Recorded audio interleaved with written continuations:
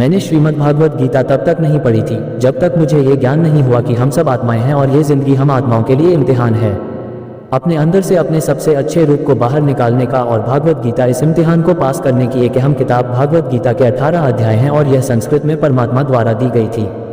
समय के साथ संस्कृत भाषा रोजमर्रा की जिंदगी से निकल गई और ये ज्ञान मनुष्य से दूर हो गया। समय समय पर भगवत गीता के साधारण अक्षरों में अनुवाद किया गया।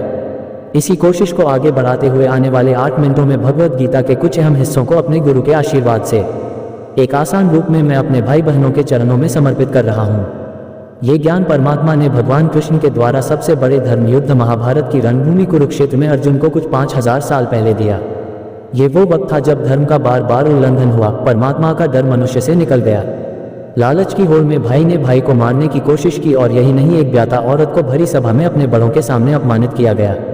इससे पहले कि मनुष्य जाति धर्म युग से निकलकर पूर्ण रूप से कलयुग में जाति युद्ध की रणभूमि में युद्ध से कुछ पहले परमात्मा ने गीता भगवान कृष्ण के द्वारा मनुष्य जाति के कल्याण के लिए दी। ऐसे ही जैसे कभी तुरा मोजिस को, गोस्पेल जीसस को और कुरान प्रोफेट मोहम्मद को दिया। गीता बाइबल, कुरान, तुरा गुरु ग्रंथ साहिब परमात्मा द्वारा दी गई किताबें हैं जो किसी एक धर्म के लिए नहीं बल्कि पूरी मनुष्य जाति के लिए, पूरी इंसानियत के लिए, सब आत्माओं के लिए है। क्योंकि यह आत्मा को परमात्मा के बारे में, उसकी सृष्टि के बारे में और सबसे अहम यह उन कायदों के बारे में समझाती है जिनका आत्मा को मनुष्य के रूप में हर हाल में पालन करना होगा, रक्षा करनी होगी। और इन्हीं कायदों की बुनियाद पे एक आत्मा को शरीर त्यागना के बाद परखा जाएगा और इस परीक्षा से पास होने पे हमेशा के लिए जन्म और मृत्यु से मुक्ति मिलेंगे। परमात्मा भगवत गीता में कहते हैं कि मैं सबकी शुरुआत हूँ, मैं शुरू से भी पहले था और सब खत्म होने के बाद भी रहूंगा।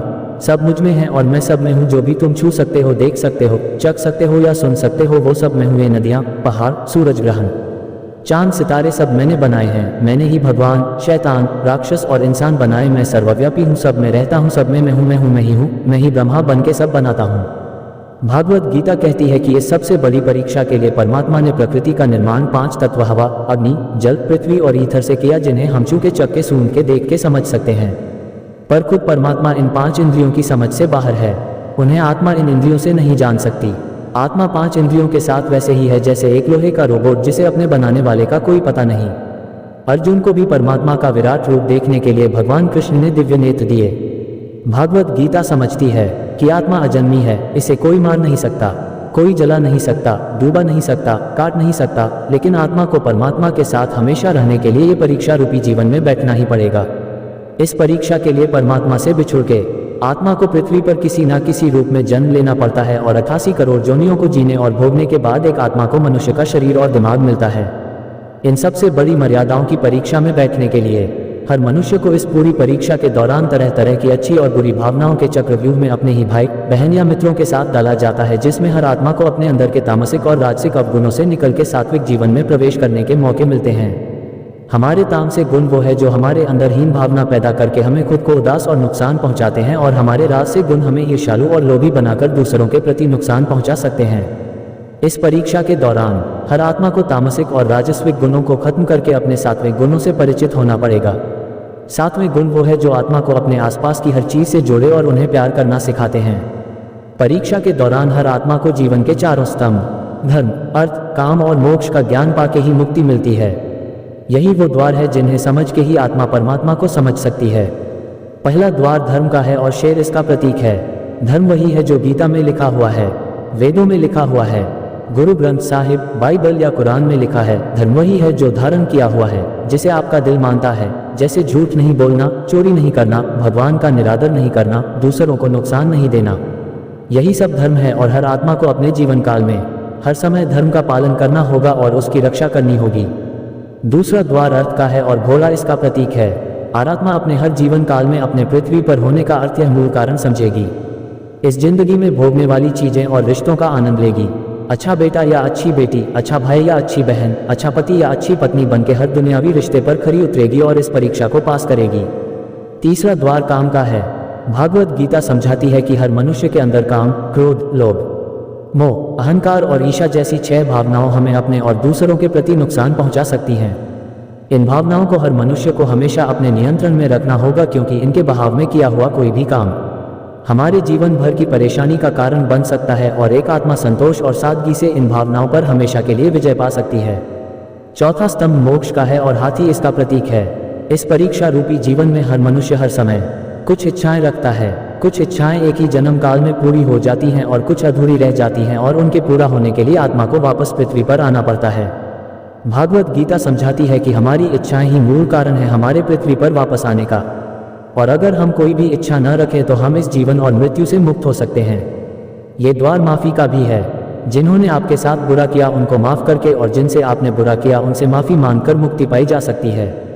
जब तक आत्मा इन चारों दरवाजों धर्म, अर्थ, काम और मोक्ष को समझ नहीं लेती तब तक आत्मा को बार बार इस मनुष्य रूप में आना ही पड़ेगा। परीक्षा का समय खत्म होते ही आत्म शरीर और अन्य सब वस्तुओं का त्याग कर देती है।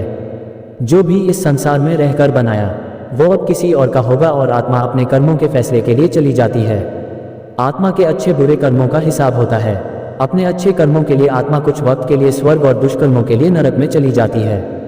नरक में आत्मा को अपने पापों के अनुकूल सजाएं मिलती हैं, पर सजा खत्म होने के बाद आत्मा को फिर से एक नया शरीर और नया दिमाग मिलता है।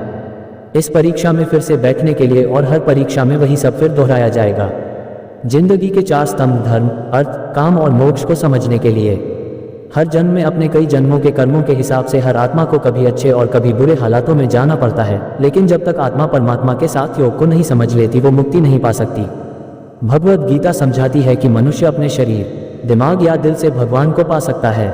शरीर द्वारा किए कर्मों के माध्यम से परमात्मा को पाने को कर्मयोग कहते हैं। ऐसे कर्म जो परमात्मा की इच्छा से हो और दूसरों के कल्याण के लिए हो। वाल्मीकि ने रामायण लिख के श्रवण ने अपने माता पिता की सेवा और उन्हें 4 धाम की यात्रा करवा के मदर टेरेसा ने अपने प्यार और सेवा के माध्यम से और मैडम क्यूरी ने वैज्ञानिक खोज में अपने जीवन का बलिदान देकर अपने कर्मों द्वारा परमात्मा को पाया। भगवत गीता समझाती है कि एक आत्मा दिमाग से भी परमात्मा के साथ योग लगा सकती है। इसे राजा योग कहते हैं क्योंकि दिमाग या मस्तिष्क सब इंद्रियों का राजा है। एक मनुष्य अपनी आस्था, सांस प्रणाली, आसन, अभ्यास, साधना और तपस्या से परमात्मा को इस योग के रास्ते पा लेता है। इस योग को समझने के लिए हमें अपने अंदर की एनर्जीज यानी चक्र और कुंडालिनी को समझना पड़ेगा। आत्मा मस्तिष्क से मेडिटेशन या ध्यान लगाकर परमात्मा के साथ योग लगा सकती है। शंकराचार्य, स्वामी परमहंस, स्वामी विवेकानंद और उनके जैसे कई योगी इस योग के रास्ते परमात्मा के साथ संधि लगा पाए। परमात्मा भगवत गीता में कहते हैं कि अगर किसी आत्मा को धर्म ना भी समझ आए, योग ना भी समझ आए, पर अगर वह मेरी शरण में आ जाए तो मैं उसके सारे पाप माफ कर देता हूँ। पर महात्मा को ऐसी दिल की गहराइयों से पुकार के पाने को भक्ति योग कहते हैं। चैतन्य महाप्रभु, मीराबाई और भगवान हनुमान इस योग के सबसे बड़े उदाहरण हैं। लेकिन कभी आत्मा अपने होने का मूल कारण भूल के धर्म का उल्लंघन करे या पाप के रास्ते पे निकल जाए तो उसे ठीक करने के लिए परमात्मा खुद किसी रूप में पृथ्वी पे जन्म लेते हैं। आइए श्री भगवत गीता, गुरु ग्रंथ साहिब, तुरा, बाइबल, कुरान या ऐसी किसी भी धीमी किताब को पूरा पढ़ के इस जिंदगी के असली मायने समझे और परमात्मा के साथ योग लगाएं। अगर आपने इसे प्रसन्न किया तो इसे औरों को बांटिए ताकि सब आत्माएं अपने यहाँ होने का मूल रूप समझ सके और इस जन्म और मृत्यु से मुक्ति पाके हमेशा परमात्मा के साथ रह सके। धन्यवाद।